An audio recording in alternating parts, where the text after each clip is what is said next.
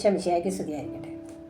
ഇന്ന് സഭാമാതാവ് നമുക്ക് വിചിന്തനത്തിനായി തന്നിരിക്കുന്ന ദൈവവചനം വിശുദ്ധ യോഹന്നാന്റെ സുവിശേഷം 12-ാം അധ്യായം 20 മുതൽ 36 വരെയുള്ള വചനങ്ങളാണ്.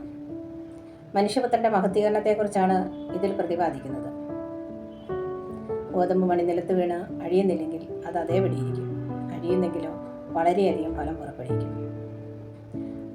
ആയതിനാൽ ഈ നോയമ്പ് കാലം നമുക്ക് നമ്മെ തന്നെ ഒന്ന് വിശകലനം ചെയ്യുകയും അതിലൂടെ നമുക്ക് വരുത്തേണ്ടതായ മനപരിവർത്തനത്തെക്കുറിച്ച് വിചിന്തനം ചെയ്യുകയും ചെയ്യാം.